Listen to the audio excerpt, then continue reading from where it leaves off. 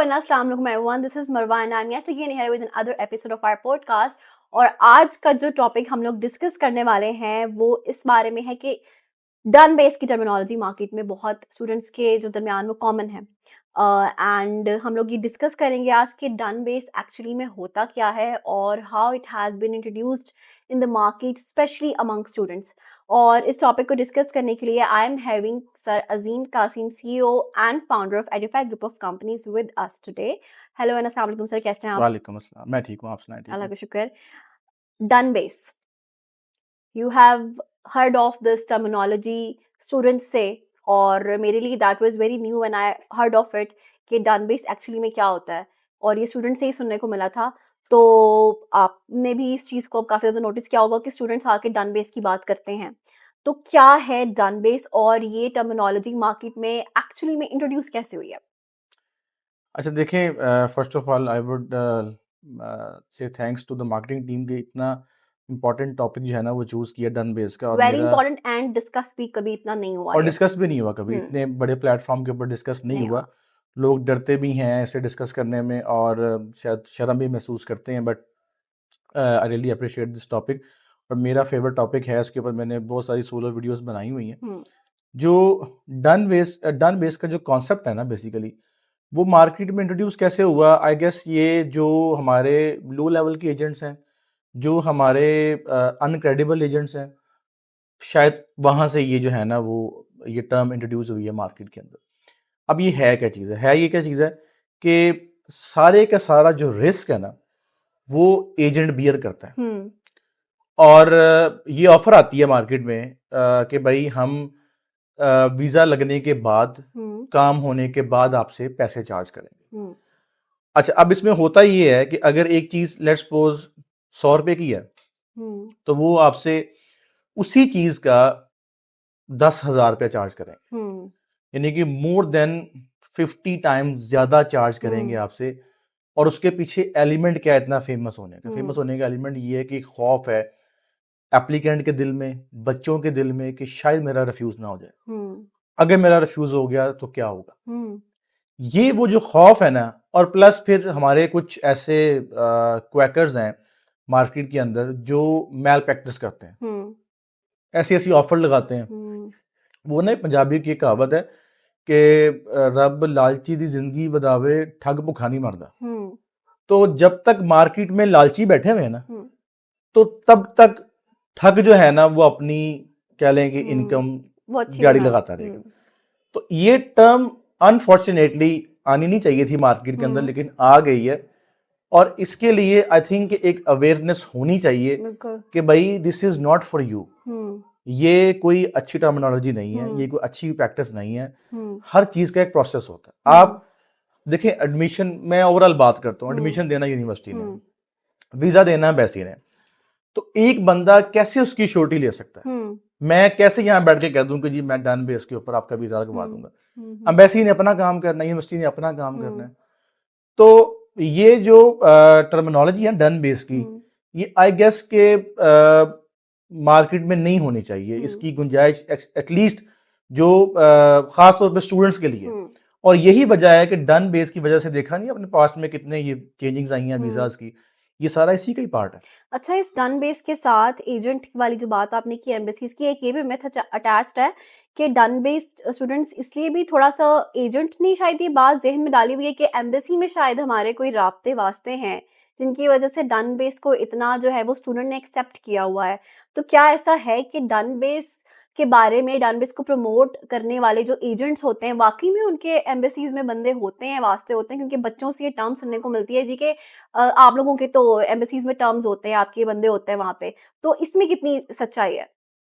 देखें मरवा, एक आपको पता है कि जो हमारे पाकिस्तान का जितना भी ये सिस्टम है, आईएसआई का, आईबी का, और जितना भी सारा हमारा प्रोटोकॉल्स हैं, हुँ, अब उनके अगर एक एम्बेसडर है ना, हुँ, उसके पीछे उसको मैनूवरिंग करना पाकिस्तान में इज़ वेरी जो है ना बहुत मुश्किल है। हुँ, कि एक एम्बेसडर जो है ना वो खुल्लम खुल्ला जाके सबसे मुलाकात कर रहा है, हुँ, ठीक है, और हुँ, डीलें बना रहा है, जी मेरे को वीज़े है कि तुम मैंने पैसे दो, मेरे को हुँ, वीज़े ले हुँ, लो। हुँ, उनके पीछे उनके अपने मुल्क की भी हुँ, एजेंसीज होती हैं, हुँ, हुँ, और हुँ, फिर हमारे मुल्कों की एजेंसीज भी उनके हुँ, पीछे होती हैं। उनसे मिलना मुश्किल है, हमारे आज के प्राइम मिनिस्टर से मिलना आसान है। हुँ, ये सब की सब जो है ना, ये मार्केटिंग टैक्टिक्स हैं हुँ, कि हमारी सेटिंग है एम्बेसी के साथ, हुँ, सही है, हमारे वहाँ पे रिलेशंस हैं एम्बेसी के साथ, हुँ। और अनफॉर्चुनेटली बच्चे इस पे यकीन भी कर लेते एक्सेप्ट हैं। करते हैं इस चीज़ को, मुझे तो बिल्कुल। समझ नहीं आती है कि आप लोग इस पे यकीन कैसे करते हैं हुँ, कि इतना वहाँ प्रोटोकॉल का जो क्राइटेरिया है, आपने किसी एम्बेसडर से जाके आप क्या उसको ऑफर कर लेंगे? हुँ, उसकी जो अपनी सैलरी है उस एम्बेसडर की, वो मिलियंस में होनी है, हुँ, और वो बिल्कुल, हाईएस्ट ग्रेड पे जाके बैठा हुआ है पाकिस्तान के अंदर। बिल्कुल। और हर कोई थोड़ी पाकिस्तानी होता है कि जो थोड़े बहुत पैसों के लिए जो है हुँ, ना, अपने मुल्क के साथ इस तरह के काम करे। हुँ, हुँ, अनफॉर्चुनेटली ये बात जो है ना, वो एजेंट्स ने बहुत ज़्यादा, आप समझ लें कि एग्जैजरेट कर दी हुँ, हुई है। हुँ, हुँ, ऐसी कोई रियलिटी है ही नहीं है। हमने एम्बेसी के प्रोटोकॉल्स को फॉलो करना होता है। हुँ, हमने, हाँ, there there is a loophole, हुँ, there is always a loophole. Loop हुँ, होल होता है किसी भी एम्बेसी के अंदर, हुँ, हुँ, उसको मिसयूज़ करते हैं। हुँ, उसको मिसयूज़ करते हैं। अब फॉर इंस्टेंस, अगर एक एम्बेसी के पास 100 डॉक्यूमेंट्स गए हैं, हुँ, तो वो 100 के 100 तो वेरीफाई नहीं करेगी ना। हुँ, बिल्कुल।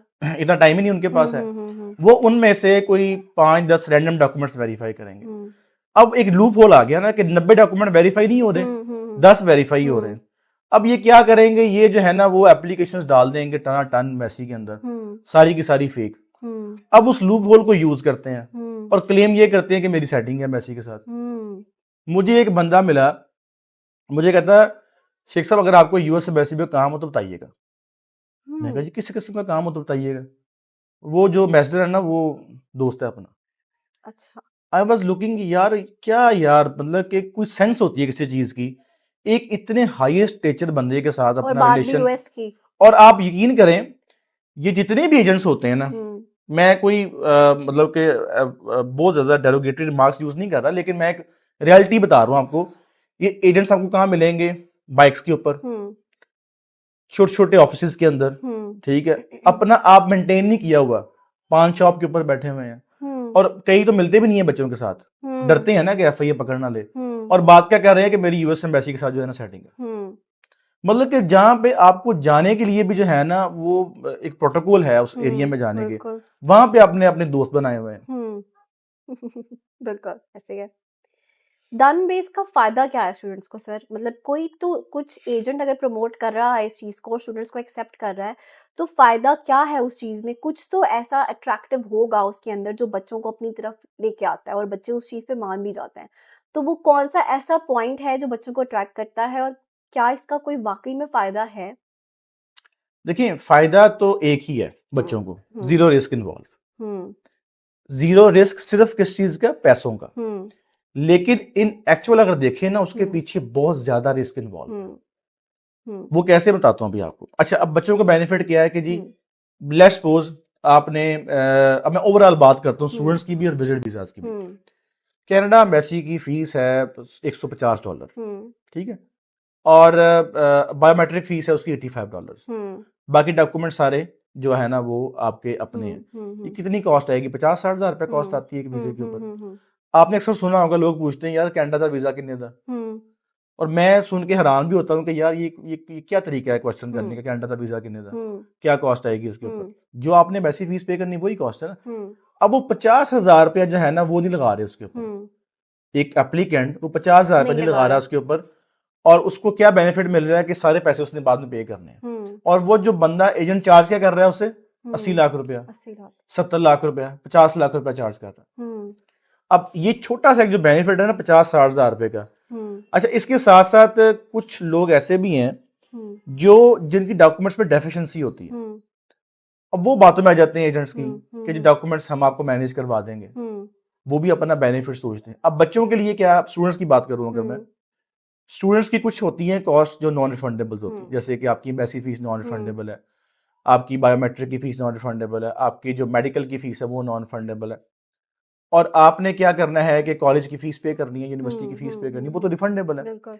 वो जो लाख 2 लाख रुपए नॉन रिफंडेबल है, हुँ, उसको बचाने के लिए हुँ, वो एजेंट को 70 लाख रुपया, हुँ, 60 लाख रुपया दे रहे हैं। हुँ, ये बेनिफिट वो गेन कर रहे हैं यहां से, लेकिन उसके अगर आप other side of the coin देखें तो वो नुकसान अपना इतना कर रहे हैं हुँ, कि वो इस चीज को एनालाइज भी नहीं कर सकते। हुँ, देखने में बाजार उनको लगता है कि हमारा बेनिफिट हो रहा है, बिल्कुल। लेकिन इन एक चीज का यार, एक चीज 50 रुपए की है, हुँ, ठीक है, आप उसी का 25,000 रुपये मांग रहे हैं, क्यों भाई? हम्म वो जो खौफ है ना बच्चों के ज़हन में कि मेरा वीज़ा कहीं रिफ्यूज़ ना हो जाए, वो उनको जो है ना ये आप कह लें कि मजबूर करता है कि वो एक्स्ट्रा फीस पे करते हैं। डन बेस में क्या रोल है स्टूडेंट का और एजेंट का क्या रोल है? क्या डॉक्यूमेंटेशंस, क्या चीज़ें हैं जो स्टूडेंट ने अपने एंड पे प्रोवाइड करनी होती है एजेंट को? और क्या चीज़ें हैं ऐसी जो एजेंट अपने तौर पे मैनेज करता है? क्या इसमें आपको क्या लगता है कि दोनों के रोल्स क्या है? देखिए एजेंट का तो कोई रोल ही नहीं है, सीधी सी हुँ, बात है। हुँ, एजेंट का तो दिहाड़ी लगी हुई है, हुँ, सिंपल सी। हुँ, क्या करना क्या? देखें, एजुकेशनल डॉक्यूमेंट्स किसने देने हैं? हुँ, बच्चे ने देने बच्चे हैं। ने।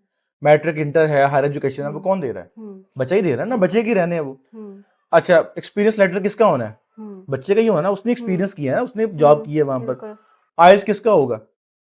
बच्चे का। बच्चे का होगा। पासपोर्ट बच्चे का, हुँ, आईडी कार्ड बच्चे का, हुँ, सारा कुछ बच्चे का हो गया। हुँ, अब एजेंट क्या कह रहा है उससे? एजेंट कह रहा है कि तुम डॉक्यूमेंट सारे मुझे दे दो, हुँ, जो भी कॉस्ट आएगी ना इसके हुँ, ऊपर वो मैं बियर करता हूँ। हुँ, एम्बेसी फीस मैं पे कर दूंगा, मैं आपकी कॉलेज की फीस पे। अच्छा, कॉलेज की फीस भी कैसे पे करते हैं? हुँ, वो जानबूझ के वो कॉलेज चूज करते हैं जिसका इनिशियल डिपॉजिट सिर्फ 500,000 डॉलर होता है। हुँ, यूके में अगर होगा तो 2,000 पाउंड, 1,000 पाउंड वाली हुँ, यूनिवर्सिटी चूज करेंगे, हुँ, हुँ, हुँ, जहाँ पे कम से कम जो है ना वो डिपॉजिट हो, और ताकि अपनी कॉस्ट जो है ना वो उनकी कम से कम आए, हुँ, अपना रिस्क ना हो बीच में।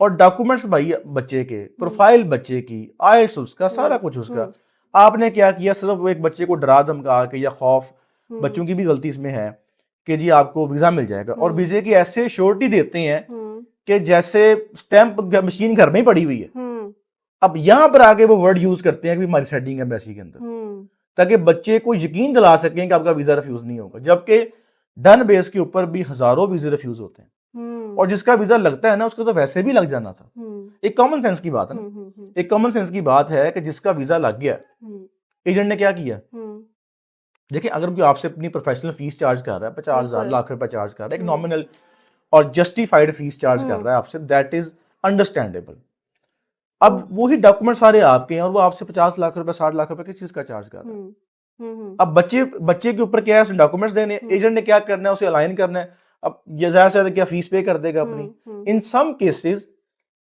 एजेंट डॉक्यूमेंट्स भी प्रोवाइड करते हैं। हुँ, अब ऐसा भी होता है। बिल्कुल होता है। हुँ, ये कब होता है? कि जब बच्चे कहते हैं कि मेरे पास कुछ भी नहीं है, हुँ, मेरे पास कुछ भी नहीं है, मेरे पास डॉक्यूमेंट्स नहीं है, मैंने मैट्रिक नहीं किया, मैंने हुँ, बहुत सारे केसेस में और होता भी है। बच्चे होता भी हमसे है, भी आके क्वेश्चन करते हैं कि अगर मैं आपको प्रोवाइड कर दूँ, मैंने किया नहीं है, मैंने किया लेकिन नहीं है। अगर मैं आपको प्रोवाइड हाँ, कर दूँ। वो मुझे डिग्री मिल रही है। हुँ, अब यहाँ पे क्या करते हैं वो? डिग्रीज भी खुद बनाते हैं, हुँ, माशाल्लाह प्रिंटर घर पे लगाए हुए हैं, अच्छा। सही है। और आइल्स भी जो है ना वो फेक तैयार करते हैं, हुँ, डॉक्यूमेंट सारे मैनेज करेंगे, बैंक स्टेटमेंट भी जो है ना वो क्या करेंगे कि फेक तैयार कर लेंगे। और अच्छा, यहाँ पर तो ऐसा भी होता है, कुछ एजेंट्स क्या कहते हैं कि डॉक्यूमेंट सारे फेक तैयार कर लिए, हुँ, ठीक है, डॉक्यूमेंट सारे फेक तैयार कर लिए, मैट्रिक, इंटर, एफएससी भी तैयार कर लिया, हायर एजुकेशन भी तैयार कर लिया, हुँ, प्लस आइल्स भी तैयार कर हुँ, लिया, पीटी हुँ, तैयार कर लिया, ये हुँ, करवा लिया किसी हुँ, से, हुँ, और बच्चे से कहा जी मैं आप अपनी एम्बेसी फीस खुद पे कर दें। अच्छा। अब एम्बेसी फीस जो है वो एक अच्छा खासा एक्सपेंस है, हुँ, वो भी अपने पे नहीं लिया, हुँ, वो भी बच्चे से पे करवा दिया, हुँ, और डॉक्यूमेंट्स भी सारे जो है ना वो मैनेज करवा दिए। फ़ॉर्ज्ड। और अब यहाँ बताएं एजेंट का जा क्या रहा है? हुँ, अगर वीजा रिफ्यूज हुआ किसका होना है? बच्चे का रिफ्यूज़ होगा, तो बिल्कुल। असल बेनिफिट तो यहाँ पर एजेंट को हो रहा है। हुँ, और इस सारी मैल प्रैक्टिस के अंदर बदनामी किसकी हो रही है? पाकिस्तान की। क्यों? हुँ, क्योंकि उन्होंने डॉक्यूमेंट सारे यूज करने हैं, माशाल्लाह से, सुभान अल्लाह, हुँ, फेक। हुँ। अच्छा sir, to my knowledge visa लगने के बाद भी इस तरह के प्रोसेस में कॉम्प्लिकेशंस आती हैं और अगर वीज़ा रिफ्यूज़ हो जाता है तो उसके बाद भी कॉम्प्लिकेशंस हैं। तो वो क्या कॉम्प्लिकेशंस हैं जो एक बच्चे को फेस करनी पड़ती हैं वीज़ा लगने के बाद और वीज़ा रिफ्यूज़ होने के बाद? किन चीज़ों से गुज़रना पड़ता है बच्चे को? क्या चीज़ें उसको फेस करना पड़ती हैं? क्या कॉम्प्लिकेशंस आती हैं? देखें, ये डन बेस का ऐसा सिस्टम है, हुँ, अगर इसमें वीजा लग जाए तो टेंशन है, हुँ, प्रॉब्लम है, हुँ, ना लगे तो प्रॉब्लम तो है ही हुँ, है। और दोनों फेस किसने किसने किसने करनी है? बच्चे ने। स्टूडेंट हुँ, ने। एजेंट का कुछ नहीं जाना, हुँ, वो सिर्फ और सिर्फ आपके डॉक्यूमेंट्स के ऊपर, आपके पैसों के ऊपर, आपकी किस्मत के ऊपर हुँ, खेल रहा है और पैसे हुँ, ले रहा है। हुँ, अब ये मैं एग्जांपल देता हूँ, वीजा लग गया, लेट्स सपोज आपने डन बेस पे वीजा लगवाया था, लग गया। हुँ, अब होना है क्या यहाँ पर? उसने ना आपकी ईमेल आईडी यूज की है, हुँ, उसने ना आपका कोई ईमेल आईडी की ही बात करते हैं, उसने आपकी ईमेल आईडी यूज नहीं की। हम्म, अब जो भी कॉरेस्पॉन्डेंस हो रही है उसकी कॉलेज के साथ, यूनिवर्सिटी के साथ, वो सब की सब ग्रे एरिया के अंदर, आपको नहीं पता उसकी क्या कॉलेज से बात हो रही है। हम्म, वो आपके डॉक्यूमेंट्स को एडिट कर रहा है, आपकी हम्म, परसेंटेज कम थी उसने बढ़ा दी, हम्म, आपका आइज कम था उसने बढ़ा दिया, हम्म, सही है, आपकी डॉक्यूमेंट्स में नाम चेंज कर दिया, रद्दो बदल कर दिया। हम्म, अच्छा, अब उसके बावजूद क्या हुआ, वीजा ग्रांट हो गया समहाउ। लूप होल है ना मैसी के अंदर भी, हम्म, हर डॉक्यूमेंट वेरीफाई करना पॉसिबल नहीं है उनके लिए बिल्कुल, भी। लेट्स सपोज वीजा लग गया। हम्म, अच्छा, अब उसने जो बैंक स्टेटमेंट अपलोड की है वहां पर, वो भी नहीं आपको पता कौन सी अपलोड हुई है, हम्म, किस बैंक की है, हम्म, उसमें पैसे पड़े भी हैं कि नहीं पड़े, हम्म, पीछे अकाउंट एग्जिस्ट करता भी है कि नहीं हम्म, करता। सिर्फ वो 50-60 रुपए दे के एडिट करवा के अपलोड कर रहा है, हम्म, आपको कुछ नहीं पता। हम्म, आपको उसने क्या देना है, एंड पे आके भाई वीजा आ गया आपका। बिल्कुल, अब वो कैसे वीजा बना है, कैसे वीजा आया है, ये आपको कंसर्न ही नहीं बता रहा वो। हम्म, ना आप उससे पूछते, क्योंकि आपकी डील क्या हुई थी हम्म, कि भाई पैसे दूंगा वीजा हम्म, ले लूंगा। हम्म, अच्छा, ना आपको पता है कोर्स कौन सा है, ना आपको पता है यूनिवर्सिटी कौन सी है, ना आपको पता है कि बैंक स्टेटमेंट में कितने पैसे पड़े हुए थे, वीजा लग के आ गया। The moment you arrive in the airport, अगर वहां से आपसे 3 क्वेश्चन कर ले, अभी ऑस्ट्रेलिया में हुए नहीं रिपोर्ट, बच्चे 5-6 बच्चे ऑस्ट्रेलिया ने रिपोर्ट किए हम्म, एयरपोर्ट से, किस हम्म, बात के ऊपर, कि उनको ये नहीं पता था उनका कॉलेज कौन सा है। हम्म, वो वहां पर गए हैं, उन्होंने पूछा आपका कॉलेज कौन सा है आपसे, हम्म, पता नहीं। हम्म, आपके फंड्स कहाँ पड़े थे, बैंक स्टेटमेंट कौन सी थी, पता नहीं।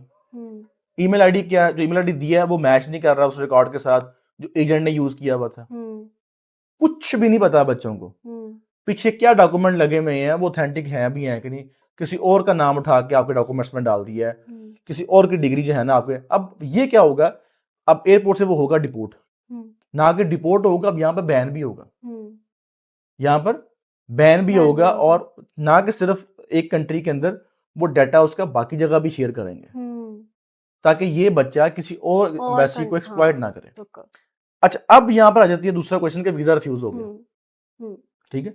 अब उनको लगता है कि वीजा रिफ्यूज हो गया तो फिर कौन सी बात है, हम्म, लेकिन मेरे पास ऐसी मल्टीपल केसेस मेरे पास रिपोर्ट हुए हैं जहां पर एजेंट ने उसकी प्रोफाइल ही चेंज कर दी।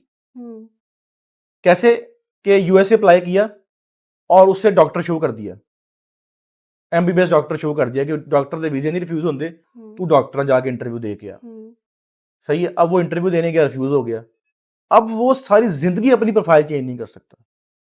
एग्जैक्टली, ऑस्ट्रेलिया वीजा फाइल किया उसने, अब क्या डॉक्यूमेंट लगाए हैं उसने बैकएंड पे, हम्म, उसने आपकी स्टेटमेंट कितनी शो की थी, हम्म, उसने आपका बैंक बैलेंस कितना शो किया था, उसने आपके डॉक्यूमेंट्स कौन से लगाए थे, क्या हम्म, इनकम शो की थी हम्म, आपकी, आपको तो बिल्कुल नहीं पता। हम्म, आप रिफ्यूजल लेटर लेके आ गए और हम्म, आप इस बात पे खुश हैं, मेरा तो 1 रुपया भी नहीं लगा। हम्म, और भाई आपकी जिंदगी पूरी लग गई है, हम्म, आपकी इमिग्रेशन हिस्ट्री का सत्यानाश फिर गया वहां पर, बिल्कुल, सारी जिंदगी अप्लाई नहीं कर सकते आप।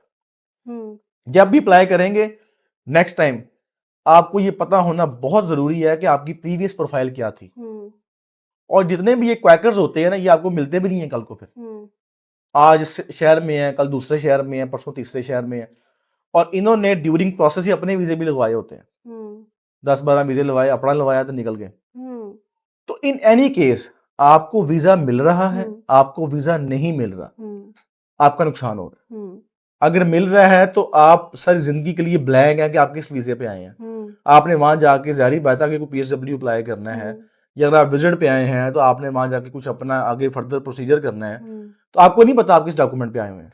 बच्चे पासपोर्ट दिखाते हैं अक्सर अपना, या किसी का वीज़ा लगा हुआ होता है, स्टैम्प्स लगी हुई होती है, तो पूछते हैं हमसे मैसेज करके, पिक्चर दिखा के कि मैम आप बताएं कि फेक है या नहीं। क्या ऐसा होता है कि फेक स्टैम्प्स लगाई जाती हैं पासपोर्ट के ऊपर बच्चे को ये क्लैरिटी या श्योरिटी देने के लिए कि जी हाँ वीज़ा ग्रांट हुआ है? तो क्या इस तरह की भी कुछ चीज़ें हैं जो एजेंट्स करते हैं बच्चों को दिखाने के लिए, घेरने के लिए और अपना एक क्लाइंट बनाने के लिए? बहुत कुछ होता है मरवा, मेरे पास स्टैंप्स भी आती हैं। हुँ, मेरे पास पिछले दिनों एक स्टिकर आया हुँ, कनाडा का, हुँ, बच्चे के पासपोर्ट पे लगा हुआ था, उसने हुँ, मुझे भेजा, उसने कहा सर ये चेक कीजिएगा, ये ओरिजिनल है कि नहीं। हुँ, मैंने उससे क्वेश्चन किया आपने बायोमेट्रिक दिए हैं? हुँ, कहता नहीं सर। हुँ, तो मैं कैसे ओरिजिनल हो गया? हुँ, आपने, कहता उसने मुझसे पासपोर्ट लिया था और हुँ, मुझे वीजा लगा के दे दिया। ये तो एग्ज़ैक्टली। ये तो वो फेकनेस है। इस पे तो खैर सेपरेट से एक पॉडकास्ट बन सकता है कि किस किस हुँ, तरह की दो नंबरी हो सकती है। ठीक है। डन बेस का तो वो काम है जो पाकिस्तान में एज अ लीगल हो रहा है। हुँ, एज अ लीगल हो रहा है, पेरेंट्स भी जो है ना वो आके पूछते हैं आप डन बेस नहीं करते। वो मैं कहता हूँ भाई सारा कुछ आपका है, डॉक्यूमेंट्स आपके पास हैं, आइल्स आपने कर लिया हुआ है, तो डन बेस किस चीज का? यानी कि एक चीज जिसकी कॉस्ट 20 लाख रुपया है उसकी ही कॉस्ट आपने 60 लाख रुपया पे करनी है और ये श्योरिटी लेने के वीजा लग जाएगा। और ये श्योरिटी देना ये क्वैकर्स के लिए तो बड़ा आसान सा काम है, क्योंकि उन्होंने कौन सा कल को मिलना है। वो तो बैठे बैठे कहते हैं जी मेरी इटली मैसी में सेटिंग है, मेरी यूएस एम्बेसडर अपना भरा बनया होया। तो इस तरह के वर्ड यूज कर करके जो है ना बच्चों को, एप्लीकेंट्स को मिसगाइड करते हैं। सर एक तो स्टूडेंट्स की कैटेगरी हो गई जिसको हम डिस्कस करते हैं। वर्क के लिए भी बहुत सारे लोग ऐसे हैं जो स्टडी वीजा को साइड पे रख के कोशिश कर रहे होते हैं कि हम वर्क में ही चले जाएं, क्योंकि उनके पास ये श्योरिटी थी कि डन बेस पे उनको काम मिलेगा। तो किस हद तक जो है कि बच्चे जो हैं वो वर्क के डन बेस के ऊपर भी जो है वो स्कैम में आते हैं? आपको क्या लगता है कि कितना परसेंटेज बच्चों का इस चीज के पीछे भी अपने आप को जाया करता है, अपना टाइम वेस्ट करता है, जब उनको ये बताया जाता है कि स्टडी वीजा पे तो आपको जॉब की भी गारंटी नहीं है, लेकिन वर्क वीजा पे हम आपको डन बेस पे जॉब की गारंटी भी दे रहे हैं। तो आपके ख्याल में किस हद तक बच्चों की भी एक अच्छी परसेंटेज इस काम में फंस के स्कैम में आती है? अच्छी खासी परसेंटेज है। अब एग्जैक्ट फिगर्स तो पॉसिबल नहीं है कोट करना, क्योंकि हमारे यहाँ पे कोई ऐसा अदारा नहीं जो एग्जैक्ट फिगर्स कोट कर सके, लेकिन मेरे पास हजारों ऐसी कंप्लेंट्स आती रहती हैं। क्योंकि हमारा सोशल मीडिया काफी एक्टिव है, तो हमें डिफरेंट प्लेटफॉर्म्स के ऊपर, और मैं कहीं जाऊं तो बच्चे अगर कोई पहचान ले तो वो पूछ लेता है कि सर मेरे साथ ऐसे हुआ है, क्या ये सही है कि नहीं सही, क्या ऐसा होना चाहिए। देखिए मैं तो कहता हूं कि आप दोनों ही जो है ना बराबर के शरीक हैं, बच्चे भी और एजेंट भी। आज का तो वो दौर है कि जहां पर आपको हर चीज जो है ना मुयस्सर है, एक्सेसिव नॉलेज आपके पास है। आप सोशल मीडिया के जमाने में रह रहे हैं, पुराना वक्त तो खत्म हो गया, अब तो एम्बेसी की चीजें सारी ऑनलाइन है। अभी तक तो ये अवेयरनेस नहीं आ सकी बच्चों के अंदर भी और एजेंट्स के अंदर भी कि बायोमेट्रिक लाजमी है कि नहीं है। बहुत सारे ऐसे लोग वीजा रिसीव कर लेते हैं और पता चलता है बायोमेट्रिक करवाए नहीं थे। बिल्कुल। ऑस्ट्रेलिया का भी स्कैम हुआ बहुत बड़ा पिछले दिनों में। वो सब क्लास 600 FA थी, उसकी कैटेगरी ही और है, उसको विजिट वीजा करके सेल किया गया पाकिस्तान के अंदर, और वो 3-3 लाख 2-2 लाख का वीजा सेल हुआ ऑस्ट्रेलिया का, और वो ऑनलाइन वेरीफाई भी हो रहा था। वो ऑनलाइन, मैं फिर भी कह रहा था ये फेक है क्योंकि बायोमेट्रिक नहीं हुए थे, नहीं मान रहा था कोई, और सब के सब डिपोर्ट हुए फिर एयरपोर्ट से। इस हद तक भी स्कैम होता है, डन बेस पे होता है। तो बात वही है कि आप एटलीस्ट पहले सोर्स वेरीफाई करें कि जिससे आप राब्ता कर रहे हैं ये बंदा कौन है, और डन बेस पे बिल्कुल नहीं जाएं। सारा कुछ आपका अपना है, और अगर सारा कुछ आपका नहीं भी अपना तो ये तो कम से कम सोच लें कि इमिग्रेशन हिस्ट्री तो आपकी अपनी है ना, वो तो आपकी खराब होनी है, और वो उस पर क्या डॉक्यूमेंट्स जाने हैं, उसके पीछे क्या वर्किंग होनी है, ये आपको सारी जिंदगी नहीं पता चलना। आप सारी जिंदगी के लिए, अच्छा आज आपकी प्रोफाइल नहीं है, आज आप एलिजिबल नहीं है, 2 साल बाद 5 साल बाद आप एलिजिबल हो जाएंगे, फिर क्या करेंगे? नहीं अप्लाई कर सकते, क्योंकि आपका जो है वो, मुझे एक स्टोरी याद आ रही है। एक बंदे ने वीजा अप्लाई किया ऑस्ट्रेलिया का, विजिट वीजा। वहां पे ना मैच थे, ये वर्ल्ड कप के मैच थे। तो उसने क्या किया, एजेंट ने जिसने उसने डन बेस पे करवाया था, उसने उसका फेक टिकट लगा दी, मैच देखने आ रहा हूँ। वो टिकट वेरीफाई नहीं हुई, उसका वीजा हो गया रिफ्यूज। अच्छा, अब वो बंदा अच्छा खासा सेटल्ड था, पैसे वाला था, 2 साल बाद 3 साल बाद 4 साल, उसको वाकई जरूरत पड़ी ऑस्ट्रेलिया जाने की। वो उसने कोई पेट्रोल पंप बाय करना था, उसने जब दोबारा अप्लाई किया वीजा, तो उन्होंने कहा कि आपको तो मैंने बैन किया हुआ है, आपने फेक टिकट यूज की थी लास्ट टाइम। तो इस तरह के फिर केसेस रिपोर्ट होते हैं। तो वो करें जो आपको पता हो कि कल को मैंने इसको फेस भी करना है। Sir thank you so much for the wonderful insights. I hope ये वाला सेशन जो है वो बच्चों के लिए बहुत इन्फॉर्मेटिव रहा होगा, because they are facing these issues done based wale from a very long time, and we will come again with another important episode. और आज के लिए इतना ही। I would like to conclude the today's podcast. Every student, every person, every individual has access to the social media.